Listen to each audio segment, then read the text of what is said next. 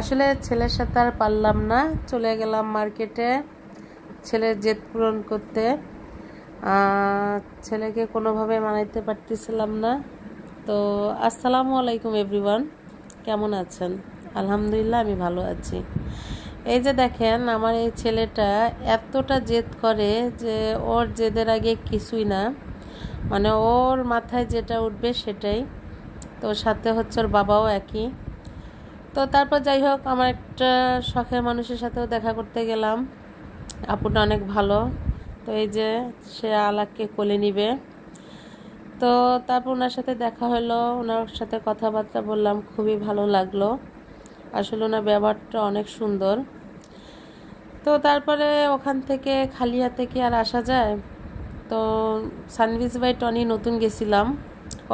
তো ওখান থেকে যায় আমার ছেলেটা, এই যে প্রথম ঈদের মার্কেট আর কি, আমাদের বাড়ির প্রথম মুরব্বী যিনি, তিনি হচ্ছেন আমার মা। আমি আগেই বলছি আমার শ্বশুর শাশুড়ি নাই, তো এখন মুরব্বীর মধ্যে আমার মাই আছেন, আমার বাবাও নাই। তো ওনার জন্য প্রথম মার্কেটটা করা হলো। ওনার জন্য ওখানে যে একটা শাড়ি পছন্দ হয়েছে ওর বাবার আর আমার। তো মনে করলাম যে শাড়িটা নেই। আমার চাইতে ওর বাবার আগ্রহটা বেশি ছিল, যেহেতু শাশুড়ি বলে কথা। কারণ ও নিজের বাপ মাকে যেরকম বাপ মা হিসেবে দেখে, আমার বাপ মাকেও সেরকমভাবে দেখে, যেরকমটা আমি দেখি ওর বাবা মাকে। তো এই যে একটা শাড়ি নিয়ে নানির জন্য উনি, মানে সেই যে ঘুরতে চলো, এখানে চলো ওখানে চলো। তো আজকে মার্কেটটা শুধুমাত্র নানির জন্যই করছিলাম। তারপরে দেখেন বাসায় চলে আসছি।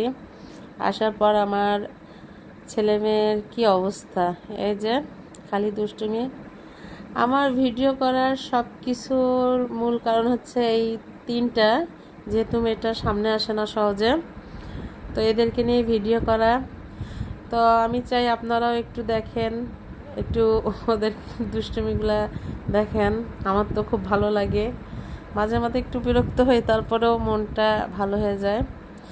তো এই যে এখনই কান্নাকাটি, এখনও মিল। তো সবার কাছে একটা অনুরোধই থাকবে, আপনারা আমার বাচ্চাদের জন্য দোয়া করবেন। কারণ আমার বাচ্চারা অনেক অসুস্থ ছিল, আল্লাহর রহমতে তারা এখন অনেকটা সুস্থ হয়ে গেছে।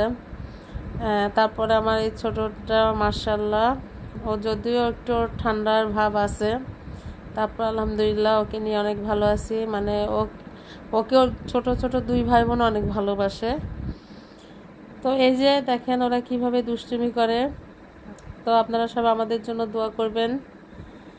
আর এই যে পুচকিদের নিয়ে আমি এভাবেই সময় কাটাচ্ছি। তো সবাই ভালো থাকেন, সুস্থ থাকেন। আল্লাহ হাফেজ।